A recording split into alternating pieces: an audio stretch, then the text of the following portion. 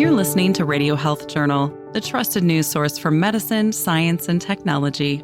I'm Elizabeth Westfield. I'm Mayan Vasta Betancourt. And I'm Greg Johnson.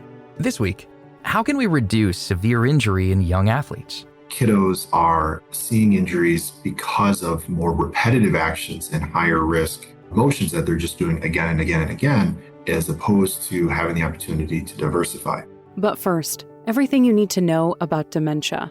There are many, many studies that show correlations between more exercise, less dementia. I would say doing crossword puzzles and Sudoku, probably not. All that and more this week on Radio Health Journal.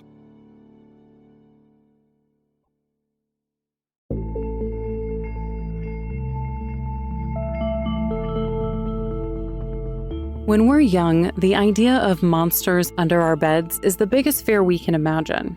But as many of us age, that fear begins to take a different shape. One that we can't fight with our fists. One that's wrapped up in deceptively calm words delivered by a white coat in a sterile room. Dementia. It's this fear that drives many people to keep their heads in the sand, pushing forward with life as normal and ignoring their diagnosis. Dr. Peter Rabins, professor emeritus in the departments of psychiatry and medicine at the Johns Hopkins School of Medicine, says since so many different diseases can cause dementia, it's important to parse out which one is the culprit to get the best treatment, because there is treatment. Somewhere around 1 or 2% of people who have dementia have a totally treatable disease. For example, low thyroid, very low vitamin B12. There are a number of medical treatable diseases that have dementia as one of their symptoms, particularly if they go on long enough. So having a thorough evaluation is important. Rabins is the author of Is It Alzheimer's? 101 Answers to Your Most Pressing Questions About Memory Loss and Dementia, 2nd edition. His mission is to inform and empower both patients and caregivers to optimize their quality of life, no matter which state of the disease progression they're dealing with. Which is why Rabins believes it's so important for patients to fully understand their condition, even if they're not part of the small percentage with a curable condition. When we get a more specific diagnosis, that tells us something about the here and now, what are the problems the person's having, but also what's likely to happen in the future, and also about what might help the person function better and have a better quality of life. I mean, I will say that if you put aside the biological treatments, many of the principles of care are the same, whether it's Alzheimer's or Parkinson's dementia or Lewy body dementia. But having a specific diagnosis can help. While each disease provides its own challenges, Rabin says the goal is always to maximize the person's quality of life. This looks different as the condition progresses, but big impacts can be made even when someone's in the more advanced stages. Pain, for example, is hard to notice in dementia patients, so being aware of the signs can make a world of difference for these people. Many people lose the ability to speak or to use language, so they can't say, I'm in pain. Now, they may be crying, or when you touch them, they may cringe. So there are markers that somebody's in pain, but you have to be looking for it in someone who can't tell you it hurts. And of course, if you have a memory problem, even if you can speak, you may not remember that a half an hour ago you were in a lot of pain and for some reason things are better now. So that's a big one. It does appear that even treating depression when people are severely ill, that can help some people. Keeping people maximally functional from a physical therapy point of view seems to be associated with a better quality of life, even in advanced disease. Learning what triggers someone to be upset can help avoid these unpleasant situations altogether. And once you get to know somebody, even at the late stage of the disease, you learn what triggers them, or you see that they're starting to get upset, stop doing it, even if it's, quote, to help them. So there are lots of care things like that you can do that also improve quality of life, even at the end of the disease. And we treat sick people somewhat differently than we do, whether it's cancer or heart disease or dementia. But understanding that the person has a disease that affects their thinking, I think is important, because then you start using common sense and trial and error. So if there are problems, how do you solve those? And when you do that, you make life better for everybody.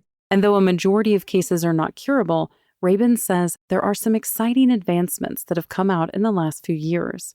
The first are blood tests that physicians will be able to use to diagnose patients in addition to the brain scans that are currently used. That's a huge advance, partly because when doctors could only diagnose by symptoms, we were wrong from 10 to 30% of the time, and whether it was Alzheimer's disease or some other cause of dementia. Though they are currently made for people with Alzheimer's disease, Rabins believes that the same strategies will soon be able to diagnose other conditions as well. Along with the blood tests, there have been 2 medications approved to treat the disease, but they aren't yet able to make a dramatic difference. Currently, patients taking these drugs see about a 7% improvement.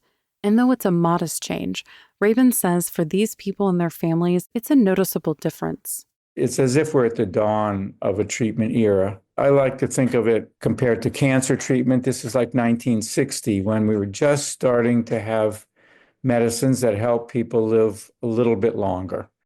So we need to have lots of progress and not better medicines, but probably different kinds of medicine. In other words, medicines that work differently. And, it took a long time to figure out in cancer, well, for many cancers, you need 3 or 4 medicines. And somehow that combination is much better than any one alone. So it may be a combination of these medicines and other new ones that target different aspects of the disease. So it's a start. While we wait for these breakthroughs in drug development, there are other ways for people to increase their quality of life when living with dementia. The first is getting an early diagnosis. You may be wondering how to tell the difference between dementia and age-related memory issues, but Rabin says it's a much more clear drop-off than most assume. For example, when given a list of words, a healthy young person can remember about 1 extra word than a healthy 70-year-old. Not a huge difference, right?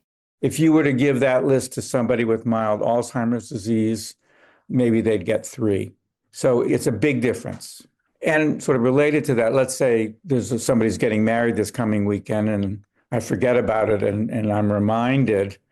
A normal aging person is most likely to remember that. A person with Alzheimer's disease is most likely not to remember it because it's learning new information that gets impaired first. So do you have a doctor's appointment? Are you going out to dinner tonight with somebody?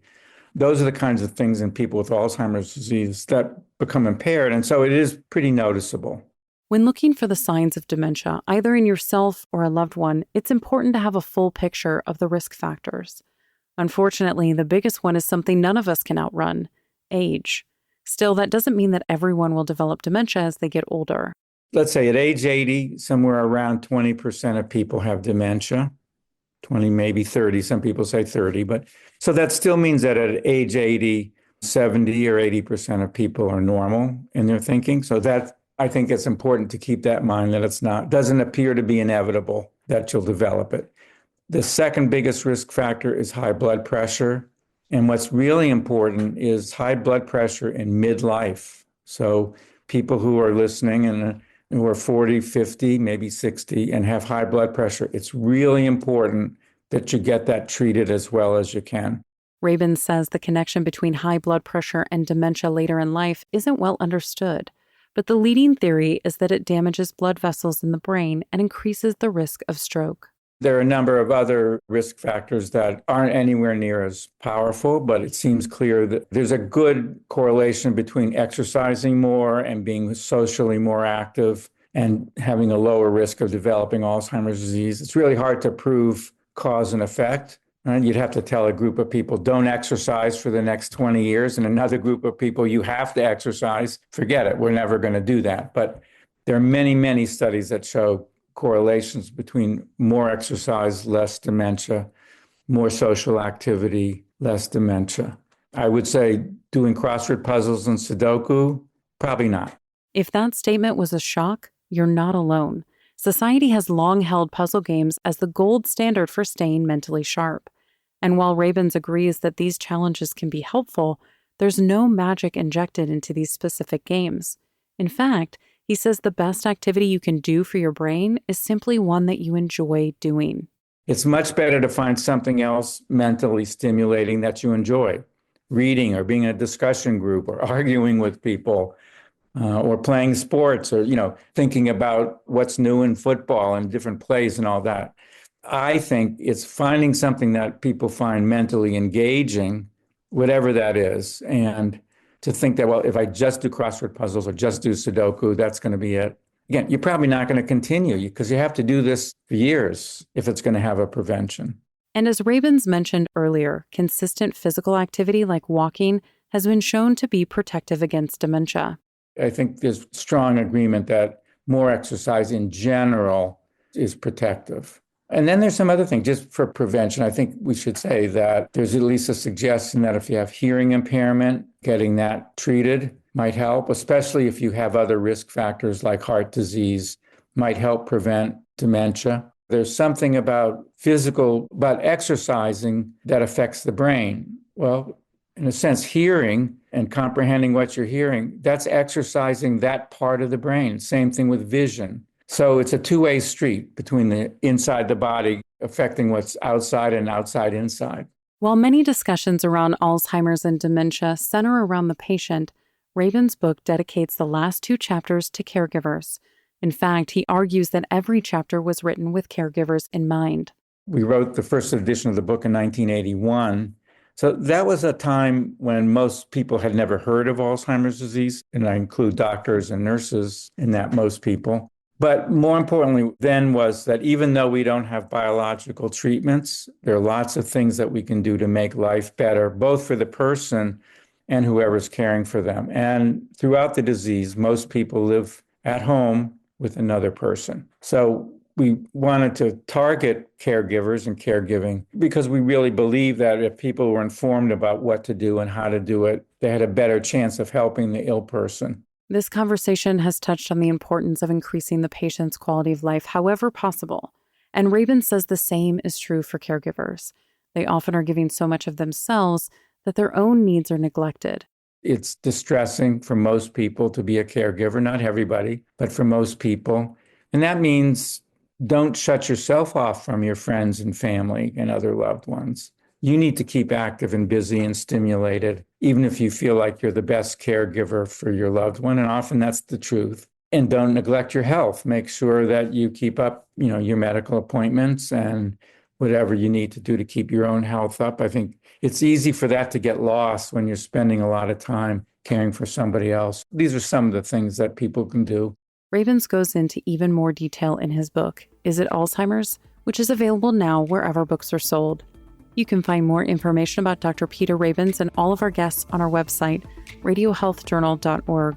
For more behind the scenes, follow Radio Health Journal on Facebook, Instagram, and X. Our writer-producer is Kristen Farah. Our executive producer is Amira Zaveri. I'm Elizabeth Westfield.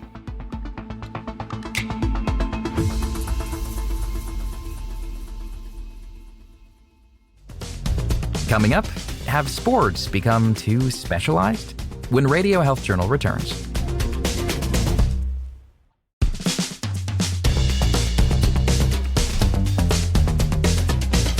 How many sports did you play growing up? For many kids, it's common to try as many as possible to figure out which ones they like best. Often this looks like swimming in the summer, soccer in the fall, basketball in winter, and track and field in the spring. This type of varied routine exposes kids to many different activities, exercise, and team dynamics. However, as athletics have evolved into a lucrative opportunity for the top players, more and more kids are choosing to put all their focus on one sport. And so I think definitely over the last 10 or 15 years, as we've seen the growth of these mega clubs that are able to play 11 months out of the year and travel the country and compete and play against each other, that it's definitely grown. And even some of the other institutions that allow kids to come and train for an extended period of time. And so I would say definitely over the last 15 years, we've seen exponential growth in that situation. That's Nathan Fitton, a team physician for Michigan State University Athletics and associate professor at Michigan State University College of Osteopathic Medicine. He and a team of researchers recently released a paper in the Clinical Journal of Sport Medicine. Their investigation tracked how this shift into hyperspecialization has impacted the health of athletes. As someone who's in his 40s, growing up, you didn't have the opportunity to play one sport year round. It just wasn't there. And so by default, we ended up playing, 3 seasons, 3 sports. But as we've seen the evolution of club sports and year-round sports, I would say from an injury perspective, we're seeing kind of what's consistent with this study, in the sense that kiddos are seeing injuries because of more repetitive actions and higher risk motions that they're just doing again and again and again, as opposed to having the opportunity to diversify. The research team surveyed more than 200 student athletes playing at the collegiate level. We looked at Division I, Division II, and Division III athletes, and we asked them three simple questions. Did they focus on one sport in high school? Did they quit other sports to do it? And did they train in that sport greater than 8 months out of the year? And based on their answers, we grouped them into low, moderate, and high specialization. The more yes answers, the more specialized they were. And so what we found for the kiddos that answered yes to all three of those is that there was a clear pattern between these highly specialized athletes and increased injury risk that was not due to chance or other external elements. We found that kiddos that were highly specialized were 5 times more likely to have sustained an injury than the low specialization, and they had triple the risk of needing surgery to correct that injury. Then, when they looked at overall recovery times, the team found that the athletes who were highly specialized reported needing 30 more days of recovery than the other groups. Despite the longer downtime, these athletes were also at a higher risk of re-injury when they were finally able to return to their sport. By analyzing the recovery time, the research team was able to capture how the rate of serious injuries fluctuated between the three groups. And so for the low and moderate specialization, the average recovery days was just over 2 months. In the highly specialized, it was approaching almost 4 months. And so that would tell you that the injuries that were brought up or that they were reported were more significant and severe injuries. So maybe they were, a significant joint sprain or a significant muscle sprain or tear or something that needed surgery. Each athlete's recovery times were reported based on how long it took before they were able to return to their sport. That may mean being a practice-only player or being able to fully compete in matches. But if focusing all your efforts on one sport dramatically increases your chances of serious injury, why aren't we seeing the same trends when we move the scope from high school to the professional level? I can't speak for certainty, but I definitely know that in that professional level, they're getting a variety of exposed experiences to help with this, right? And so it's the awareness that they need to diversify, but at the same time, they're not growing anymore. And so there's that factor that comes into all of this as well, is that as in our adolescence, we're still growing. There's still, bones are not as strong as muscles. So there's that type of injury pattern versus as we age and our growth is over with. So it's a little bit of a different injury pattern and injury risk we would potentially see. Athletes going through puberty are more likely to develop growth-related overuse injuries. In kids, bones grow faster than muscle, which makes them more vulnerable to muscle and tendon damage. And sadly for some athletes, one injury may be the first of many. A 2020 study published in the journal Sports Health assessed the risk of re-injury for athletes under 20 years old. It found that of those returning to sport after ACL reconstruction, 1 in 5 would suffer another tear in either knee. Fitton hopes that since these findings are out there, athletes will be more intentional about diversifying their activities. What we're trying to get out there is that just one season off dramatically reduces injury risk and surgical risk for those particular injuries.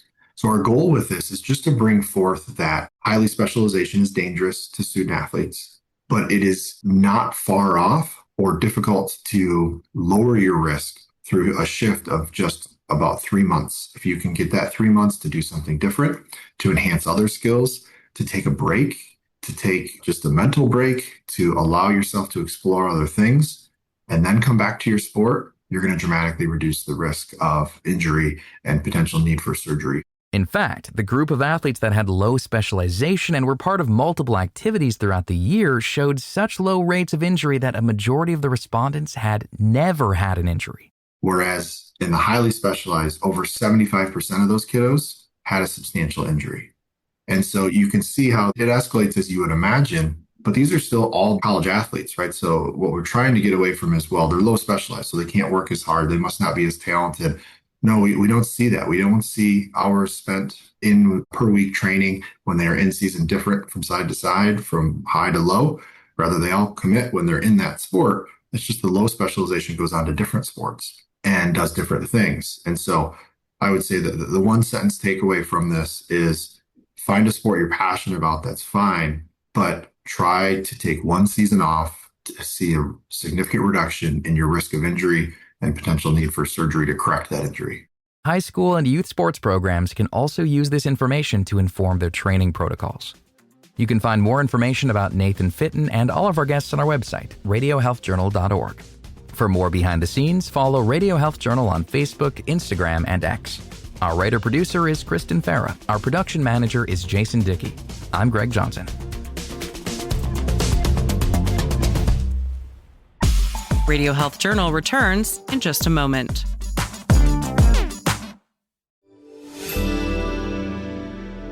Medical notes this week. Not all generic drugs are created equal. You may want to start paying attention to where your medications are manufactured, according to new research. A study published in the journal Production and Operations Management has found that drugs coming out of India have 54% more adverse event reports. These products have the exact same pharmaceutical makeup as ones made in America, suggesting that the fault lies in lax regulation policies. How much of a benefit do you get from learning a second language? For kids with autism, the outcomes are significant. In general, bilingual children have stronger executive functioning skills that help them control impulses. When applied to kids with autism, researchers noticed an improvement in their symptoms. This is a significant step in helping kids on the spectrum thrive in school and workplace environments. The research is published in the journal Autism Research. There's a new product to help stop the spread of malaria. In areas with high transmission rates, mosquitoes are becoming resistant to insecticides. Thankfully, a new tool called Mosquito Shield has proven to be a valuable added protection. It's a spatial repellent that, when used alongside nets, cuts malaria infections by 1/3. The research is published in the journal The Lancet. And finally, your next hospital visit may look a bit greener. The design of a medical room directly impacts patient outcomes. New research out of Texas A&M University reveals that adding plants to these spaces can make a big difference in patient recovery. This effect occurs even in virtual reality settings. Indoor plants promote relaxation and mental clarity. And that's Medical Notes this week. I'm Mayan Vasta Betancourt. Thank you for joining us this week and every week as we break down the science stories you need to know. You can find all of our past segments and guests on our website, radiohealthjournal.org, or wherever you listen to podcasts. Follow us on Instagram, Facebook, and X for daily content. And tune in next week for another edition of Radio Health Journal.